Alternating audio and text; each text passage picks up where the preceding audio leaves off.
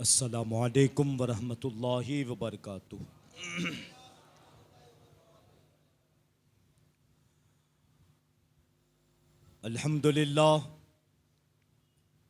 الحمدللہ رب العالمین والعاقبۃ للمتقین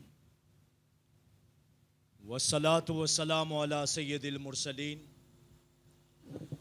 اما بعد فاعوذ باللہ من الشیطان الرجیم بسم اللہ الرحمن الرحیم۔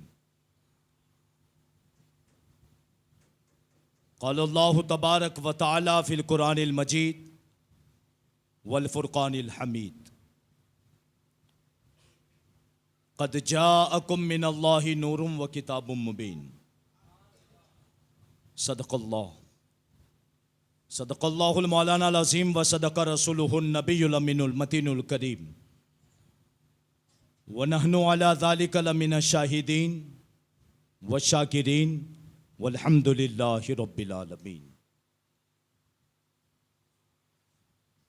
معزز سامعین کرام،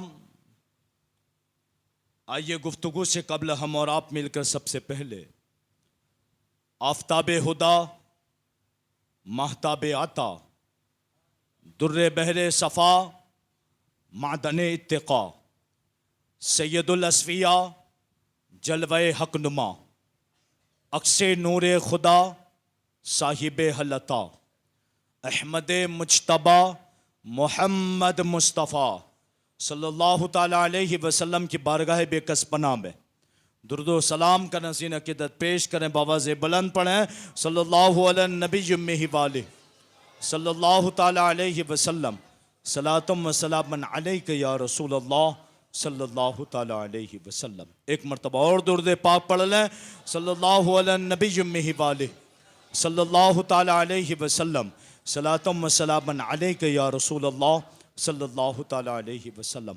ایک مرتبہ نبی اور آل نبی پر بلند آواز سے درود پاک پڑھ لیں، صلی اللہ علی النبی امہ والہ صلی اللہ تعالیٰ علیہ وسلم، صلاۃ و سلام علیک یا رسول اللہ صلی اللہ تعالیٰ علیہ وسلم۔ تیری آمد تھی کہ بیت اللہ مجرے کو جھکا، تیری آمد تھی کہ بیت اللہ مجرے کو جھکا، اور تیری ہیبت تھی کہ ہر بت تھر تھرا کر گر پڑا، تیری ہیبت تھی کہ ہر بت تھر تھرا کر گر پڑا۔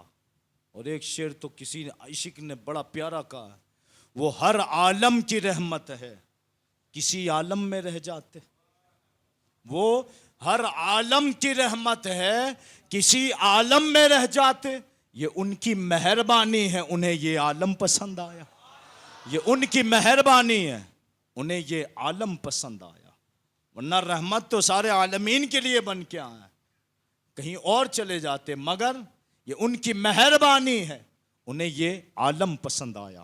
اور سرور کہوں کہ مالک و مولا کہوں تجھے، سرور کہوں کہ مالک و مولا کہوں تجھے، باغ خلیل کا گل زیبا کہوں تجھے، باغ خلیل کا گل زیبا کہوں تجھے، اور تیرے تو وصف عیب تناہی سے ہے بری، حیران ہوں میرے شاہ میں کیا کیا کہوں تجھے۔ اور لیکن رضا نے ختم سخن اس پہ کر دیا، لیکن رضا نے ختم سخن اس پہ کر دیا، خالق کا بندہ خلق کا آقا کہوں تجھے، خالق کا بندہ خلق کا آقا کہوں تجھے۔ معزز سامعین کرام، ایک مرتبہ درود پاک پڑھ لیں، صلی اللہ علی النبی امہ والہ صلی اللہ تعالیٰ علیہ وسلم، صلاۃ و سلام علیک یا رسول اللہ صلی اللہ تعالیٰ علیہ وسلم۔ اللہ تبارک و تعالی قرآن پاک میں ارشاد فرماتا ہے، قد جاءکم من اللہ نور و کتاب مبین، کہ تحقیق کہ آیا اللہ کی جانب سے ایک نور اور روشن کتاب۔ سارے مفسرین اس بات پر متفق ہیں کہ یہاں نور سے مراد نبی پاک صلی اللہ تعالیٰ علیہ وسلم کی ذات ہے، کتاب مبین سے مراد قرآن پاک، قرآن پاک روشن کتاب، نور سے مراد حضور کی ذات. گویا کہ رب وہ ہے جو حضور کے آنے کا ذکر قرآن میں کر رہا ہے کہ تحقیق کے آئے تمہارے پاس اللہ کی جانب سے ایک نور اور روشن کتاب. بعض لوگ سوال کرتے ہیں میلاد صحابہ نے منایا, میلاد تابعین نے منایا, میلاد فلاں نے منایا. میں نے یہ کہا اہل سنت و جماعت کی کتابوں کے نچوڑ سے کہ میلاد سب سے پہلے ازل میں رب نے بنایا ہے, ازل میں رب نے بنایا ہے. کوئی یہ نہ کہے کس نے منایا. پاگل, جب تم نہیں تھے, کچھ بھی نہ تھا, تب من چکا ہے, تب یہ بن چکا ہے اور میلاد منا چکے ہیں. جب تمہارا وجود بھی نہیں تھا تب سے میلاد منتا آ رہا ہے. تو میلاد منانا سنت الہی ہے. کیا ہے؟ بلند آواز سے آج سبق پڑھا جائے گا. کیا ہے؟ زور سے کیا ہے؟ ہاں, رب کی سنت میلاد منانا. کیسے؟ اللہ تبارک و تعالی نے اپنے نور سے نبی پاک کے نور کو پیدا کیا اور نبی پاک کے نور سے تمام انبیاء کرام کے نوروں کو پیدا کیا. 1,24,000 کم و بیش انبیاء کرام کا جو نور تھا نور محمدی سے بنا ہے, نور محمدی صلی اللہ تعالی علیہ وسلم سے بنا ہے. الغرض جب اللہ تبارک و تعالی نے اپنے نور سے نبی کے نور کو, نبی کے نور سے 1,24,000 کم و بیش انبیاء کرام کو جب بنایا, انوار بنائے, پیدا نہیں, نور بنایا, نور. اس نور کی ایک مجلس قائم کی. یہ ہے مجلس. یہ کیا ہے؟ یہ کیا ہے؟ بلند آواز سے یہ کیا ہے؟ ہاں, ایک مجلس میں بیٹھے جس میں مقرر میں ہوں, سامعین آپ ہیں. مگر آج میں اس مجلس کی بات کرنے جا رہا ہوں جس کا مقرر خدا تھا, سامعین انبیاء تھے. خطیب رب تھا, سامعین انبیاء تھے. الغرض آج کی میلاد اس میلاد میں بڑا فرق ہے, بڑا فرق ہے کہ اس میں خطیب رب تھا, سامعین انبیاء تھے. انبیاء کے جب نوروں کو پیدا فرمایا تو انبیاء کے نور پر جو غالب تھا نور, نور محمدی صلی اللہ تعالی علیہ وسلم, جب انبیاء کرام نے اس نور کو دیکھا تو رب سے پوچھا اے مولا یہ کس کا نور ہے جو سب پر غالب ہے؟ یہ کس کا نور ہے جو سب پر غالب ہے؟ تو جواب دیا رب نے, اے انبیاء کی جماعت سنو, اسی نور کے لیے تو جمع کیا ہے, اسی نور کے لیے تو محفل لگی ہے, اسی نور کی تو باتیں کرنی ہے, اسی نور کے تعلق سے تو کچھ اہم باتیں کرنی ہے. بات کیا تھی؟ قرآن اٹھائیں, قرآن پاک کو اٹھائیں. قرآن کہتا ہے اے محبوب, کس سے کہہ رہا ہے؟ از جہاں جہاں بھی از لفظ آئے نا, حمزہ اور ذال, از, حمزہ اور ذال, از جہاں بھی آئے, یہ از جو ہے نا وہ آدھا لفظ ہے, اس کے پورا لفظ ہے اذکرو, یاد کرو, اذکرو یاد کرو. اس کا آدھا لفظ ہے, نصف, ادھورا. اے محبوب یاد کرو اس دن کو جب ہم نے انبیاء سے میثاق لیا تھا, عہد لیا تھا, وعدہ لیا تھا, عہد و پیمان لیا تھا. علماء فرماتے ہیں رب ہو کے کہہ رہا ہے یاد کرو. اب پتا چلا یاد اسے کرایا جاتا ہے جو جگہ پہ موجود ہو. مثال کے طور پر میں اپنا دوست ہو ساتھ میں اس سے کہوں یاد کر, یا میں نے تجھے کل 50,000 دیے تھے, یاد کر, تو یاد اسے کرایا جاتا ہے جو موجود ہو. یاد اسے کرایا جاتا ہے جو یاد کر, کل ہم ساتھ میں تھے وہ آدمی ملا تھا, یاد کر کل ہم ساتھ میں جا رہے تھے فلاں ہمارے سامنے دیکھ رہا تھا. تو یاد اسے کرایا جاتا ہے جو موجود ہو. اور رب کہہ رہا ہے محبوب یاد کرو اس دن کو جب ہم نے انبیاء سے میثاق لیا تھا, عہد لیا تھا. وہ عہد کیا تھا؟ اے انبیاء کی جماعت سنو, میں تمہیں بھیج تو رہا ہوں, جب تم دنیا میں چلے جاؤ کتاب و حکمت آ جائے تمہارے پاس, اور پھر اس کے بعد میرا رسول تم میں تشریف لے آئے, میرا رسول تم میں آ جائے, میرا محبوب آ جائے, تو پھر تم ضرور ان پر ایمان لانا, اور ضرور ان کی مدد کرنا. تو سب نے قالو بلا کہا.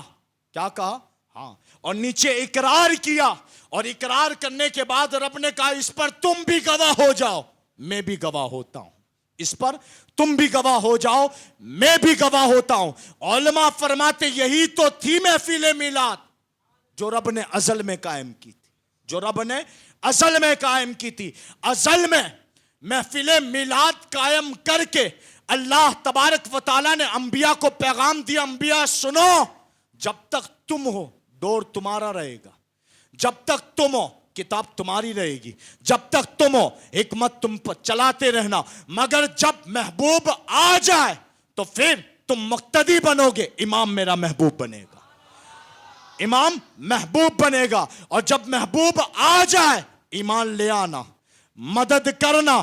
جب میرا محبوب آ جائے مقتدی تم, امام میرا محبوب, غلام تم, آقا میرا محبوب. اب علماء فرماتے ہیں وہ تو ازل کی محفل میلاد تھی, اور آج کی محفل میلاد یہ ہے کہ مقرر کھڑا ہو کے کہتا ہے اب آ گئے, نجات اسی میں ہے, شریعت پر تم بھی عمل کرو, ہم بھی عمل کریں, کامیاب ہو جائیں گے. شریعت پر تم بھی عمل کرو, سنت پر ہم بھی عمل کریں, انشاءاللہ دنیا بھی کامیاب, آخرت بھی کامیاب. علماء فرماتے اگر کوئی پوچھے میلاد کیا ہے, جواب ایک ہی دینا, سنت الہی ہے, سنت الہی ہے. اب سوال یہ ہے, صحابہ, فرشتے, انبیاء کرام, تو رب نے جب کہا نا پیغام دے دو, تو ہر انبیاء نے, ہر نبی نے اپنے اپنے امتی کو نبی کے آنے کی خبر دی ہے, نبی کے آنے کی خبر دی ہے. یہاں تک کہ حضرت امام اعظم ابو حنیفہ رضی اللہ تعالیٰ عنہ نے قصیدہ نعمانیہ میں لکھا ہے, آپ فرماتے ہیں کہ اگر وہ نبی نہ ہوتے تو کچھ بھی نہ ہوتا, نبی نہ ہوتے کچھ بھی نہ ہوتا. حضور آئے چاند میں چاندنی آئی, سورج میں تپیش آئی. حضور آئے تو حضور وہ ہے جن کے آنے کی خبر حضرت عیسیٰ علیہ السلام نے اپنے امتیوں کو دی تھی, اور کہا تھا ان کا نام احمد ہوگا, نام احمد ہوگا, اور یہی لفظ قرآن پاک میں موجود ہے. علماء فرماتے ہیں حضرت امام اعظم ابو حنیفہ نے نبی پاک کی جو قصیدہ لکھا تعریف پر, اس میں صاف لفظوں میں لکھا, اس سے پتا چلا انبیاء کرام نے بھی اپنے ہر امتیوں کے سامنے نبی کا میلاد منایا ہے, نبی کے آنے کی خبر دی ہے, نبی کے آنے کی خبر دی. اور یہ خبر آج کل کی نہیں, یہود کے بڑے بڑے علماء وہ رب سے دعا کرتے تھے مولا اتنی لمبی عمر دے دے کہ ہم حضور کو پا لیں. شب ہجرت کی تاریکیاں ان سے پوچھیں, تیرے پاس آتے آتے جن کی صبح ہو گئی ہو, تیرے پاس آتے آتے جن کی صبح ہو گئی ہو, ان سے پوچھیں جو دعا کرتے تھے مولا ہمیں حضور کی امت میں شامل فرما. ہم کو تو صبح ہی ملی ہے نا, ہم تو غلام بن کے ہی پیدا ہوئے. ان سے پوچھو جن کی رات کی تاریکیاں حضور کی آمد کے انتظار میں گزر گئی, حضور کی آمد کے انتظار میں گزر گئی. شاہ یمن کا بادشاہ, سب سے بڑا بادشاہ, جس کے ساتھ کئی ہزار علماء لکھا ہے کہ اتنے تعداد تھی علماء کی کہ سواریاں جو تھی نا, سواریاں 1,00,000 سے زائد تو اس کے پاس سواریاں تھی, کھانے پینے کی جو ڈیگ برتن وغیرہ وہ 1,00,000 سے زائد سفر میں لے کے چلتا تھا. یمن کا بادشاہ ساتھ میں لے کے چلتا تھا. اس نے عہد کیا پوری دنیا گھومنی ہے, پوری دنیا میں جانا ہے.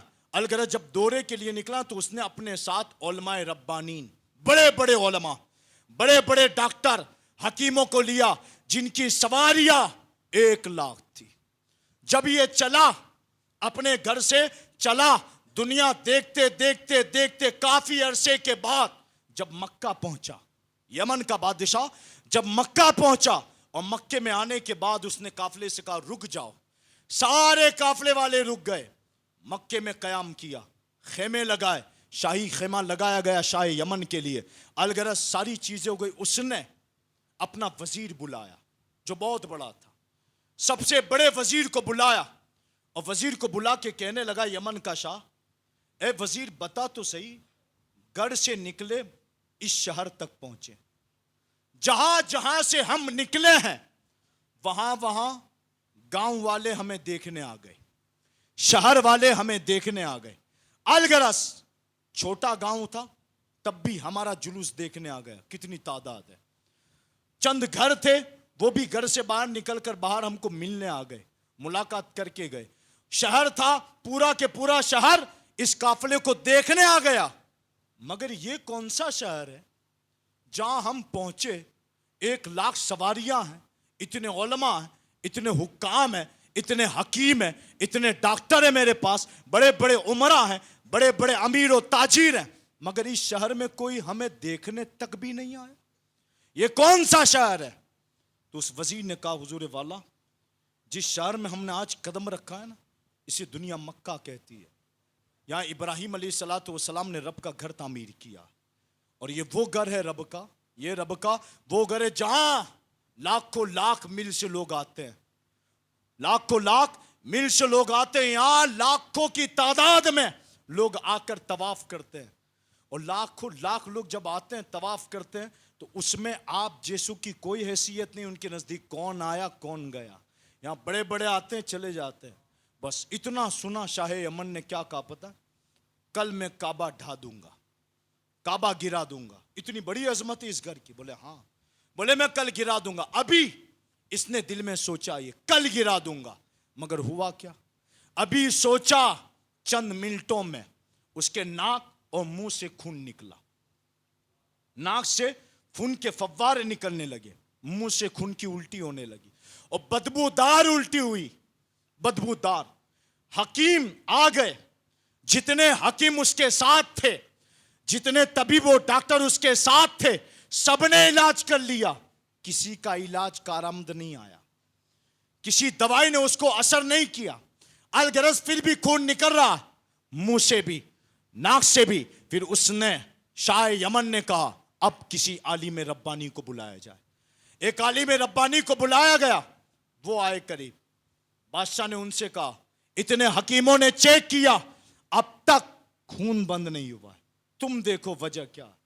جب بادشاہ کے سامنے عالم ربانی نے آپ کو دیکھا بادشاہ کو, تو بادشاہ کو دیکھ کر وہ عالم ربانی کہنے لگے بادشاہ سلامت سنیے, یہ بیماری زمینی نہیں آسمانی ہے, اور آپ علاج زمین میں تلاش کر رہے ہو.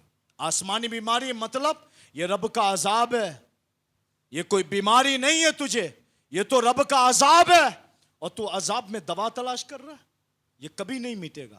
تو کہا اس کا اب آخری کوئی تو علاج ہوگا. کہا جو بری نیت تو نے کی ہے اس شہر کے تعلق سے توبہ کر. فوراً بادشاہ نے توبہ کی, مولا آج کے بعد نہیں. توبہ کی, اس کا خون بند ہو گیا. چند دن وہاں رہے, چند دن وہاں رہے, پھر وہاں سے اٹھے. یہ قافلہ اٹھا, کہاں پہنچا؟ مدینہ طیبہ پہنچا. اس وقت تو یثرب نام تھا.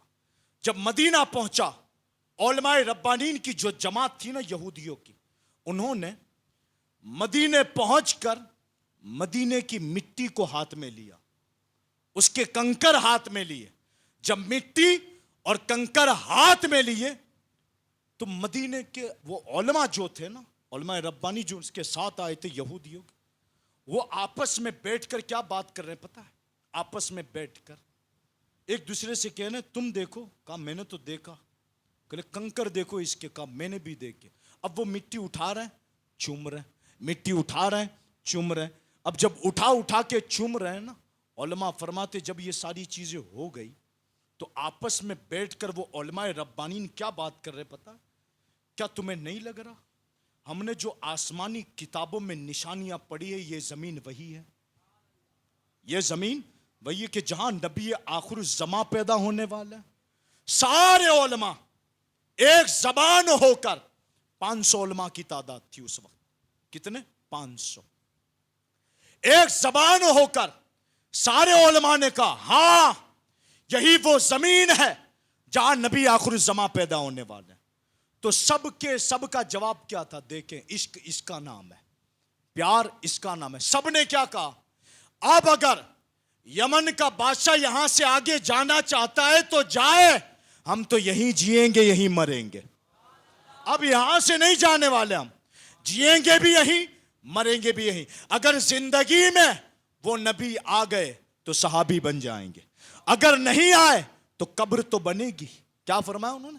قبر تو بنے گی. اور اگر قبر بن گئی اور ایک مرتبہ وہ ہماری قبر کے قریب سے گزر گئے, نظر بھی پڑ گئی, تو ہماری نجات کے لیے کافی ہوگا. اور اگر نظر بھی نہ پڑی, اگر آپ کے قدموں کی دھول مدینے میں اڑ کر, آپ کے قدموں کے نیچے کی دھول مدینے میں اڑ کر اگر قبر تک بھی آ گئی, تب بھی نجات کے لیے کافی ہوگا, تب بھی نجات کے لیے کافی. لہذا ہم یہ شہر چھوڑ کر اب کبھی نہیں جائیں گے. تو انہوں نے کہا بادشاہ کو تو بتانا پڑے گا. بلے بتا دیتے ہیں. سارے علماء اکٹھا ہو کے گئے کہ بادشاہ سلامت بات ایسی ہے, ہم نے جو کتب آسمانی میں پڑھا تھا, ہم نے وہ نشانی پا لی کہ وہ نبی آخر الزماں اسی زمین پر ہجرت کر کے آنے والے ہیں. یہ مدینہ ہے, مکے سے ہجرت کر کے یہیں آنے والے, اب ہم یہاں سے کہیں نہیں جائیں گے. بادشاہ نے کیا کہا شاہ یمن نے کہ واقعی میں تم نے یہ پڑھا؟ کہا ہاں. تو شاہ یمن نے خط لکھا, خط, بہت بڑا خط لکھا تھا اس نے. اور خط لکھ کر اس نے کیا فرمایا, حکم جاری کیا شاہ یمن نے 500 گھر مدینے میں تیار کیے جائیں. 500 گھر مدینے میں تیار کیے گئے, عالی شان بنائے. سارے علماء ربانین کو کہا سب ایک ایک گھر میں چلے جاؤ. اور ایک گھر اس نے ایسا بنایا جس کی 2 منزلیں تھی, نیچے بھی اوپر بھی. باقی سارے گھر 1 منزل کے تھے, مگر ایک گھر ایسا بنایا جس کی 2 منزلیں تھی, اوپر بھی نیچے بھی. شاہ یمن نے ان علماء ربانین کو بٹھا کر کیا کہا بادشاہ نے, علماء ربانین سنو, یہ سارے گھر تمہارے ہیں, تم اس میں رہنا, مگر یہ گھر جو 2 منزلوں والا ہے نا, جب وہ محبوب آ جائے نا تو ان کو اسی گھر میں رکانا ہے, اسی گھر میں ان کو مہمان بنانا ہے, اسی گھر میں ان کو کھلانا ہے, اسی گھر میں ان کو پلانا ہے. الغرض شاہ یمن کہتا ہے یہ خط تم اپنے پاس رکھو, اگر وہ آ جاتے ہیں تو دے دینا, اگر نہیں آتے تمہاری زندگی میں تو نسل در نسل, نسل در نسل اس خط کو پھیلاتے رہنا. الغرض علماء لکھتے 1000 سال گزر گئے. کتنے؟ 1000 سال. 1000 سال کے بعد وہ وقت آیا کہ نبی پاک صلی اللہ تعالی علیہ وسلم ہجرت کر کے جب مدینہ آئے, تو مدینے کے اندر اس وقت صحابہ کرام نے اپنے امامہ کا جھنڈا بنایا تھا. کیا بنایا تھا؟ جھنڈا بنایا تھا, جھنڈے بنائے تھے نبی پاک کے استقبال کے لیے. اور نجار کی بچیاں, آج بھی وہ جگہ موجود ہے, وہ پہاڑی موجود ہے. نجار کی بچیاں چھتوں پر چڑھ کر دب بجاتی تھی اپنے انداز میں, دب بجا کر کہتی تھی تلال بدر علینا من ثانیۃ الوداع وجب شکر علینا ما دعا للہ داعی. الغرض پورا مدینہ نبی پاک کا استقبال کر رہا تھا, جلوس نکلا ہوا تھا. انصار مدینہ نبی پاک صلی اللہ تعالی علیہ وسلم کے دیدار کے لیے آئے ہوئے تھے. اب آپ بتاؤ, یہ میلاد نہیں ہے تو کیا ہے؟ یہ میلاد نہیں ہے تو کیا ہے؟ گھر سج چکے ہیں, سڑک صاف ہو چکے ہیں.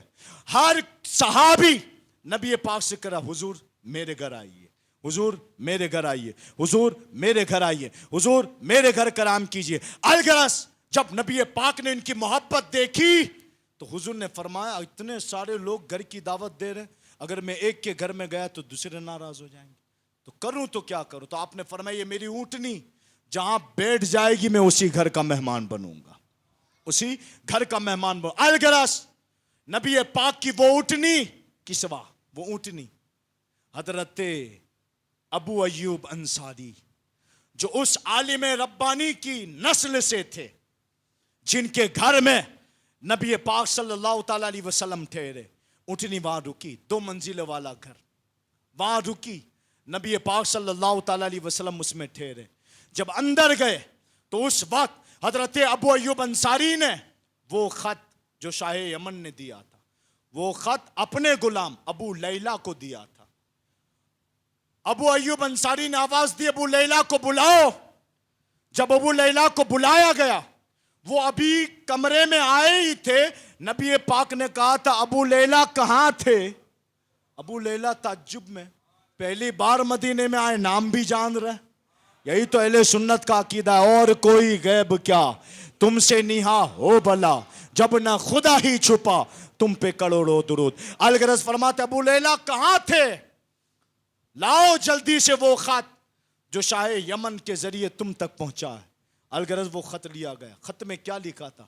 شاہ یمن نے سلام کے بعد لکھا تھا یا رسول اللہ، اے اللہ کے رسول، اگر میں نے آپ کی زیارت کر لی تو صحابی ہونے کا شرف مل جائے گا، اگر نہ کر پایا تو آپ میری بیعت کو میری غیر موجودگی میں قبول فرمائیں، مجھے اپنے دین میں شامل فرمائیں، اپنی جگہ جگہ دیں. الغرض محبت کی باتیں لکھ کر پوری دنیا کو بتلا دیا. 1000 سال سے انتظار کرنے والے لوگ، یہود و نصارہ کے بڑے بڑے علماء اور نبی پاک صلی اللہ تعالی علیہ وسلم کی ولادت سے پہلے مدینے میں، مکے میں بڑے بڑے یہودی علماؤں نے 12 ربیع الاول کے دن سے پہلے چلا کر، چیخ کر، آواز بلند کر کے کہا تھا لوگوں سنو، وہ وقت قریب آ چکا ہے کہ وہ پیدا ہونے والا ہے. لوگوں نے کہا کون؟ کہا حضور آنے والے، نبی آخر الزمان آنے والے. سیدہ طیبہ طاہرہ آمنہ رضی اللہ تعالیٰ عنہ ارشاد فرماتی جس وقت اللہ تبارک و تعالیٰ نے اس نور کو حضرت عبداللہ کی پشت سے میرے بطن میں منتقل کیا، میرے بطن میں، پیٹ میں منتقل کیا، وہ دن جمعہ کی رات تھی. جمعہ کی رات تھی. امام رازی فرماتے ہیں کہ شب جمعہ شب قدر سے افضل ہے. شب جمعہ شب قدر سے افضل ہے. لوگوں نے وجہ پوچھی کیوں؟ کہ شب قدر کو قرآن نازل ہوا تھا اور شب جمعہ کو صاحب قرآن کا نطفہ حضرت عبداللہ سے آمینہ کے بطن میں منتقل ہوا تھا. تو سب سے افضل رات شب جمعہ کی رات. اس لیے علماء فرماتے ہیں میلاد کی رات بھی شب قدر سے افضل ہے. میلاد کی رات بھی، آج کی رات جس رات میں ہم بیان کر رہے ہیں آپ سن رہے ہو، آج کی رات بھی شب قدر سے افضل ہے کہ شب قدر میں قرآن نازل ہوا اور اس رات میں صاحب قرآن آئے تھے. اس رات میں صاحب قرآن آئے تھے. اس لیے علماء فرماتے ہیں، پڑھے مل کے انشاءاللہ، مرحبا مرحبا مرحبا مکی مدنی مرحبا مرحبا مکی. آج آخری دن آپ سب کے ہاتھ نیچے نہیں، ہاتھ بلند کر، کھڑے کوئی نہیں، بیٹھ کے سارے لوگ بیٹھ کے ہی جو مرحبا مرحبا مرحبا مکی مدنی مرحبا مرحبا تیری آمد تھی کہ بیت اللہ مجھے کو جھکا، تیری حیبت تھی کہ ہر بت تھر تھرا کر گر پڑا. بولو بولو مرحبا مرحبا مرحبا مکی مدنی مرحبا مرحبا مکی مدنی. حشر تک ڈالیں گے ہم پیدائش مولا کی دھوم، مثل فارس نجد کے قلعے گراتے جائیں گے. خاک ہو جا اے عدو چل کر مگر ہم تو رضا، دم میں جب تک دم ہے ذکر ان کا سناتے جائیں گے. بولو بولو بولو مرحبا مکی مدنی مرحبا.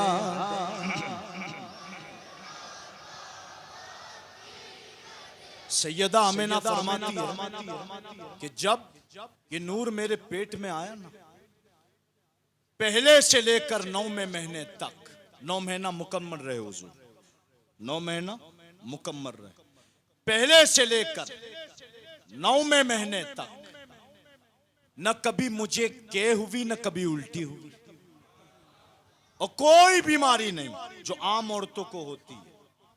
اور رب کی قسم سیدہ آمینہ فرماتی ہے کہ حاملہ عورتوں کی طرح میں دکھتی بھی نہیں، کسی کو پتہ بھی نہ چلا میں حمل سے ہوں۔ اور جب سے حضور آئے نا، جب سے حضور میرے پیٹ میں آئے، میں نے کیا دیکھا، ہر روزانہ کبھی انبیاء کی جماعت آ رہی مبارکبادی دے رہی، کبھی فرشتے آ رہے ہیں مبارکبادی دے رہے ہیں، کبھی حورین آ رہی ہے مبارکبادی دے رہی ہے، کبھی آسیہ آ رہی ہے مبارکبادی دے رہی ہے، کبھی مریم آ رہی ہے مبارکبادی دے رہی ہے، اور سب آ کے کہہ رہے ہیں آمینہ تجھے مبارک ہو، عظیم بیٹا تو لے کر آئی ہے۔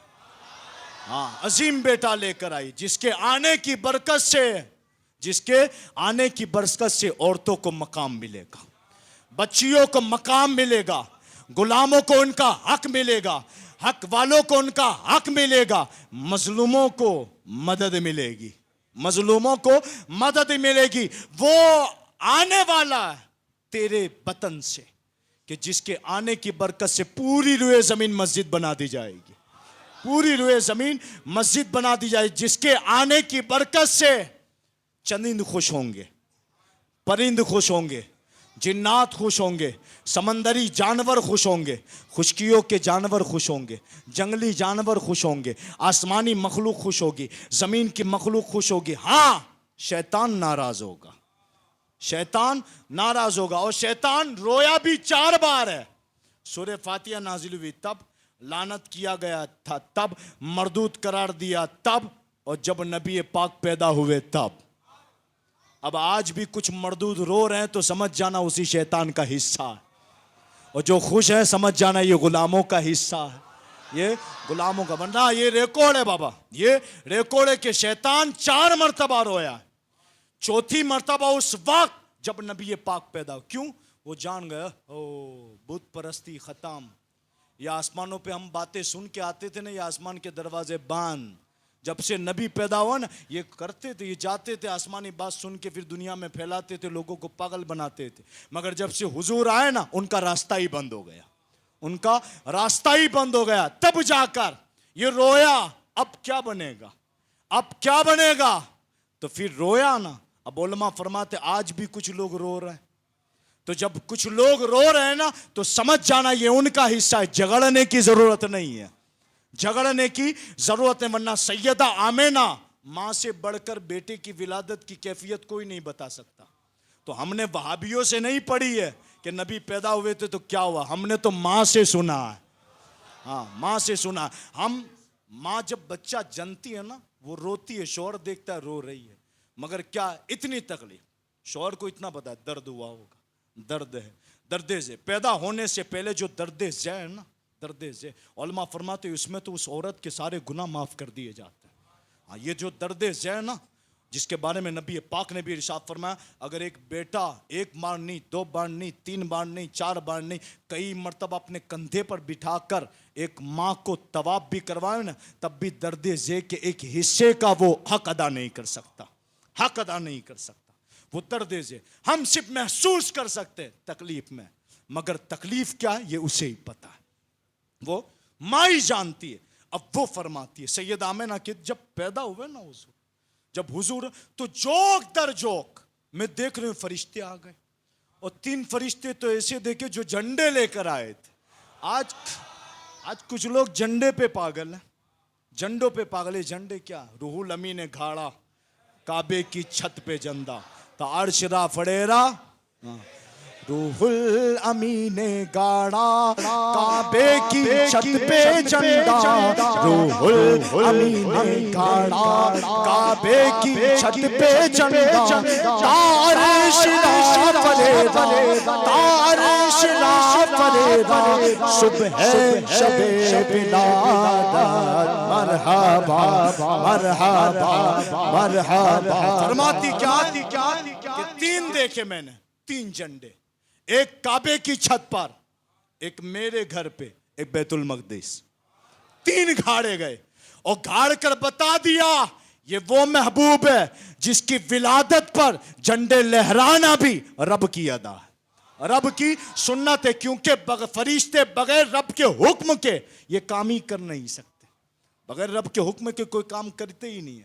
تو رب نے حکم دیا، فرشتوں نے تین جھنڈے گاڑ دیے. پھر فرماتی میں نے دیکھا جوک در جوک فرشتے آ کے چھت کے آگے کھڑے ہو، میں دیکھ رہی ہوں ہواؤں میں تعظیم کے ساتھ کھڑے ہیں، ہواؤں میں تعظیم کے ساتھ کھڑے ہیں اور بات چیت کر رہے ہیں. کیا کہہ رہے ہیں کہ اس بچے کو لے لو، گھما لو، اس بچے کو لو، دنیا گھما دو، مشارق مغارب گھما دو، مشرق و مغرب کی سیر کرا دو. یہ سیدہ آمینہ کہتی میں نے سنا وہ بات کر رہے ہیں، ان کو اٹھاؤ، اٹھا کے دنیا گھما دو. کیا مطلب؟ علماء فرماتے ہیں سمندری جانوروں کے پاس لے جاؤ اور دنیا کے سمندروں سے کہہ دو اے سمندروں میں رہنے والے جانور سنو، آج 12 ربیع الاول ہے، حضور آ گئے ہیں. زمین والوں سے کہہ دو آج 12 ربیع الاول ہے، حضور آ گئے. خشکی والے تمام مخلوقوں کو کہہ دو آج 12 ربیع الاول ہے، حضور آ گئے. جنگلی جانوروں سے کہہ دو آج 12 ربیع الاول ہے، حضور آ گئے. الغرض آپ فرماتی ہے کوئی آیا اچانک لے کے چلا گیا اور پوری دنیا گھما کے پھر آ گیا، پوری دنیا گھما کے پھر آ گئے. اور جس وقت نبی پاک صلی اللہ تعالی علیہ وسلم پیدا ہوئے اس وقت میں نے پردے کے گنگنانے کی آواز سنی، پردے کی گنگنانے کی آواز سنی اور اس کے پیچھے سے آواز آ رہی تھی، اس کے پیچھے سے آواز آ رہی تھی. کہنے والا کہتا تھا اے لوگو یہ جو پیدا ہوا ہے نا، یہ جو پیدا ہوا ہے آدم کی آدمیت، نوح کی شجاعت، موسیٰ کا جلال، عیسیٰ کا جمال، زکریا کی معرفت، ابراہیم کی خلت. الغرض 1,24,000 کم و بیش انبیاء کرام کو جو معجزات، جو محاسین، جو کمالات، جو بلندیاں، جو مراتب اللہ تبارک و تعالیٰ نے عطا کیے تھے، وہ تمام مراتب، وہ تمام محاسین، وہ تمام معجزات اس محبوب کو عطا کر دیے جائے. سیدہ آمنہ فرماتی میں نے سنا کہ کہنے والا کہہ رہا تھا آدم کی آدمیت، نوح کی شجاعت، موسیٰ کا جلال، عیسیٰ کا جمال، زکریا کی معرفت. الغرض علماء فرماتے تمام چیزیں جو 1,24,000 کم و بیش انبیاء کرام میں موجود تھی بدرج اتم، اگر ایک شخصیت میں دیکھنی ہو تو اسی کا نام تھا محمد رسول اللہ صلی اللہ علیہ وسلم. الحمدللہ یا رسول، ہم اسی نبی کا میلاد مناتے ہیں. سیدہ طیبہ طاہرہ آمینہ رضی اللہ تعالیٰ عنہ فرماتی جب حضور پیدا ہوئے سجدے کی حالت میں، سجدے میں، اور اس وقت بھی اپنے امت کو یاد کر رہے تھے، اپنی امت کو یاد کر رہے تھے. ناف بریدہ، ناف بریدہ، ناف کہتے ہیں ڈیوٹی پر، جو ہر بچہ جب پیدا ہوتا ہے نا ناف کے ساتھ آتا، پھر چند دنوں بعد جڑتی ہے، پھر اس کو دفناتے ہیں. الغرض مگر سیدہ آمنہ فرماتی ناف بریدہ، پہلے سے ناف تھی ہی نہیں، صاف شفاف خوشبو کے ہلے پھوٹ رہے تھے، مشک و عنبر کی خوشبوئیں آ رہی تھی، مشک و عنبر کی خوشبوئیں آ رہی تھی. اور ایسی خوشبو ہم نے نہ کہیں دیکھی نہ کہیں سونگی، کہیں نہیں ملی. اور نبی پاک صلی اللہ تعالی علیہ وسلم جس وقت آئے سجدے میں پاک و صاف، جیسے عام بچے آتے نجاست کے ساتھ نہیں، بالکل پاک و صاف نبی پاک صلی اللہ تعالی علیہ وسلم پیدا ہوئے تھے. سیدہ آمنہ طیبہ طاہرہ فرماتی ہے کہ نبی پاک صلی اللہ تعالی علیہ وسلم کی ولادت کے وقت میں نے شام کے محلات آپ کے نور سے دیکھ لیے تھے، روشنی سے شام کے محلات دیکھ لیے، یہاں تک کہ شام کے اندر ملک شام میں اونٹ کے چلنے کی گردنیں بھی دیکھ لی، وہاں جو اونٹ چل رہے تھے ان کی گردن بھی میں نے ان روشنیوں میں دیکھ لی. اور ایک صحابی کی والدہ کہتی ہے اس وقت ان کی والدہ کہ میں کعبے کا طواف کر رہی تھی، میں نے دیکھا صبح صادق کے وقت تارے جو ہیں نا بالکل کعبے کے قریب آ گئے، ایسا لگتا تھا اب گریں گے، یہ تارے اب گرنے والے ہیں.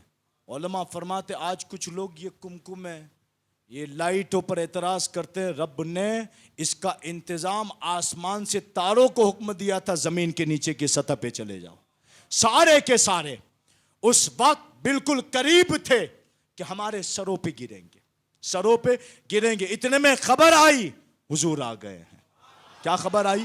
حضور آ گئے، نبی پاک صلی اللہ تعالی علیہ وسلم آ گئے۔ علماء فرماتے ہیں یہی میلاد ہے، نبی پاک صلی اللہ تعالی علیہ وسلم کے آنے کی بات کرنا، یہی تو میلاد ہے۔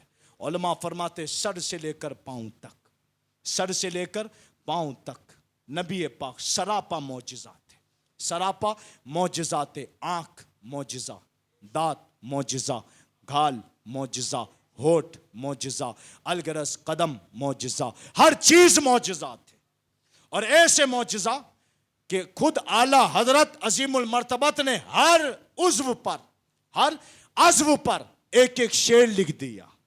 کان کی بات آئی تو کہتے ہیں دور و نزدیک کے سننے والے وہ کان، کانے لالے کرامت پہ لاکھوں سلام، ہاتھ جسم تو اٹھا گنی کر دیا، مجھے بہرے سخاوت پہ لاکھوں سلام۔ الگرز ہر شے پر، ہر عضو پر نبی پاک صلی اللہ تعالی علیہ وسلم کی تعریف بیان کی اور دنیا کو بتلا دیا یہ وہ محبوب ہے جس کے آنے کی برکت سے اللہ تبارک و تعالیٰ نے پوری دنیا بنائی ہے، پوری دنیا بنائی ہے۔ اور جب حضور آ گئے، رب نے میلاد منایا، صحابہ نے منایا۔ صحابہ کے منانے کا طریقہ تو حضرت امیر معاویہ نے بیان کیا۔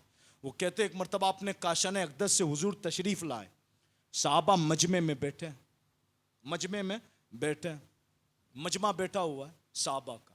وہ حضور صلی اللہ تعالیٰ علیہ وسلم جب اپنے کاشان اقدس سے آئے، حضور نے فرمایا ان سے کیا کر رہے تھے؟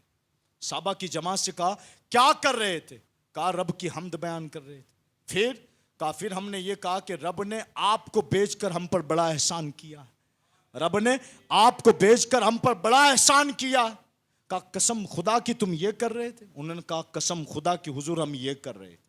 تو آپ نے فرمایا تھا میں نے قسم اس لیے نہیں کھائی کہ تمہاری بات پہ تعجب ہے، قسم اس لیے کھا رہا ہوں تم یہاں بات کر رہے تھے، وہاں جبریل میرے پاس آئے تھے، وہاں جبریل میرے پاس آئے تھے، جبریل نے کہا رب نے سلام کہا، اور پھر جو بات کہی نے وہ قابل تعجب تھی، پھر جو بات کہی وہ قابل تعجب تھی۔ جبریل امی کہہ رہے تھے یا رسول اللہ آپ کے صحابہ جو بات کر رہے ہیں اللہ کو وہ بات اتنی پسند آئی کہ اللہ تبارک و تعالی فرشتوں کے سامنے ان باتوں پر فخر کر رہا ہے، اس جماعت پر فخر کر رہا ہے۔ پتہ چلا جہاں جہاں انبیاء، مرسلین، تاجدار انبیاء کی ولادت کا ذکر ہو، یاد رکھنا رب ایسی محفلوں پر رشک کیا کرتا، فخر ہوتا۔ الغرض انداز مختلف ہوئے، ہر دور میں نام بھی مختلف ہوئے، مگر آپ یہ ثابت نہیں کر سکتے یہ شرک ہے، یہ بدعت ہے۔ ہاں اتنا یہ بزرگان دین کا طریقہ برسوں سے، اگر بات کروں نا تمہاری رشید احمد گنگوئی کی تو اس نے بھی عید میلاد منائی ہے، اشرف علی تھانوی اس نے بھی منائی ہے، منائی سب نے، وہ تو لک میں بعد میں پڑھیں ورنہ کتابیں آج بھی ان کی گواہ ہے۔ تعریفیں تو انہوں نے بھی کی ہے، میلاد کا ذکر تو انہوں نے بھی کیا، برکتی کی بات انہوں نے کی ہے، اور صاف لکھا ہے برکتیں حاصل ہوتی ہے، مگر بعد میں جب تبدیل ہوئے تب جا کر میلاد منانا چھوڑا ہے۔ الغرض اہل سنت و جماعت کو یہ نہ سمجھے یہ 100 سال سے، 150 سال سے، 200 سال سے نہیں، یہ وہ جشن ہے ہر دور میں بلکہ ازل سے منتا آ رہا ہے، اور انشاءاللہ قیامت تک مناتے رہیں گے، قیامت تک مناتے رہیں گے۔ تو انشاءاللہ یہ وہ جشن جس جشن کے بارے میں علماء نے لکھا ہے، اس جشن کی برکتیں بہت اعلیٰ ہے۔ ایک علماء امام رازی نے تو یہاں تک لکھا ہے کہ اگر نمک، آخری مثال دیے، نمک اور گندم بھی میسر ہو، اگر اتنی غریب ہو کہ نمک اور گندم بھی میسر ہو، گندم گیہوں، وہ بھی اگر سامنے رکھ کر میلاد منا لیا جائے نا، انشاءاللہ فیضان نبوت سے مالا مال ہوں گے۔ آخری مثال دے دیے، آخری مثال دے دی۔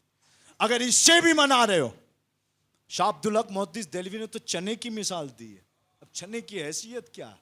چنے کی چند چھوارے چنے ہوں، اس پر اگر میلاد منا لیا جائے تب بھی اللہ تعالیٰ کی بارگاہ میں قبول ہوگا، ہاں اللہ کی بارگاہ میں قبول ہوگا انشاءاللہ۔ رب نے دیا ہے نا، رب نے دیا ہے، یہ حضور کی عطا ہے، حضور کی عطا، جس کی جو حیثیت ہو، جتنا بن پڑے نبی پاک پر کثرت سے درود بھی پڑھے اور اپنے مال کو نبی پاک کے دین کے لیے خرچ بھی کرے.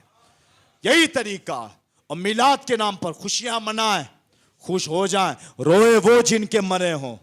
ہاں تو زندہ ہے واللہ، تو زندہ ہے واللہ، میری چشم عالم سے چھپ جانے والے. اور نبی پاک صلی اللہ تعالی علیہ وسلم کی ولادت حضرت عیسیٰ کے دور میں ان کے حواریوں پر کھانا آ جائے وہ نعمت ہو، ہے نا. یہودیوں سے حضور نے جب مدینے میں پوچھا تھا نا 10ویں محرم کے دن کہ روزہ کیوں رکھتے ہو، انہوں نے کہا تھا اس دن فرعون غرق ہوا تھا، موسیٰ علیہ السلام کو نجات ملی تھی.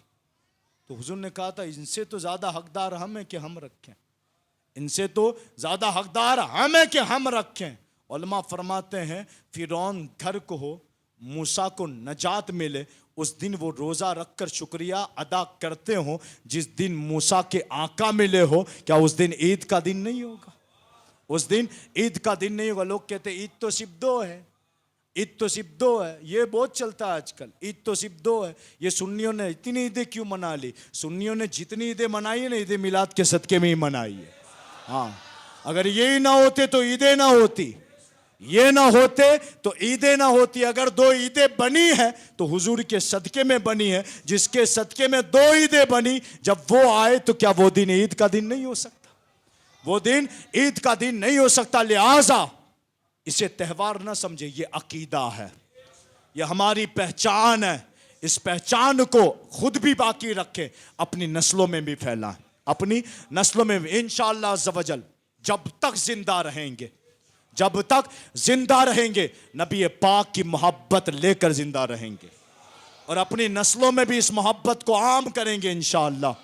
جو بھی سنا اللہ تعالی ہم سب کو اس پر عمل کرنے کی توفیق رفیق عطا فرمائے.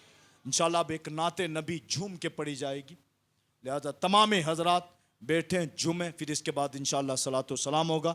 اب اس کے بعد ہمارے آئے ہوئے معزز مہمان حفیظ صاحب نعت نبی پڑھیں گے، پھر انشاءاللہ اس کے بعد صلاۃ و سلام ہوگا. مگر اس سے قبل چند باتیں. جلوس جو ہے نا، جلوس کی اہمیت و برکت، با ادب با نصیب، بے ادب بے نصیب. جلوس کی شکل ایسی رکھیں کہ جس میں شریعت مطہرہ کا روب و دبدبہ نظر آئے.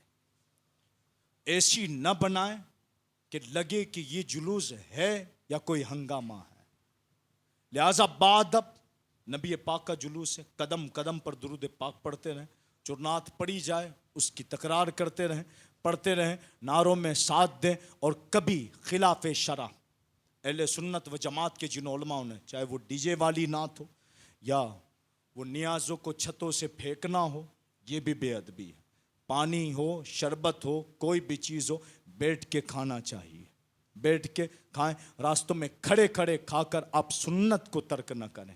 الغرض تمام چیزوں کا خیال رکھ کر جلوس نبوی میں شرکت فرمائیں اور نبی پاک صلی اللہ تعالیٰ علیہ وسلم کے منہ مبارک کی ادب کے ساتھ زیارت کریں. اللہ تعالیٰ ہم سب پر فیضان نبوت، نبوی فیضان سے ہم سبھی کو مالا مال فرمائے. نبی پاک صلی اللہ تعالیٰ علیہ وسلم کے فیضان سے ہمیں، ہمارے گھر والوں کو جو حاضر ہوئے، اللہ تعالیٰ ان سب پر برکت نازل فرمائے. السلام علیکم ورحمۃ اللہ وبرکاتہ.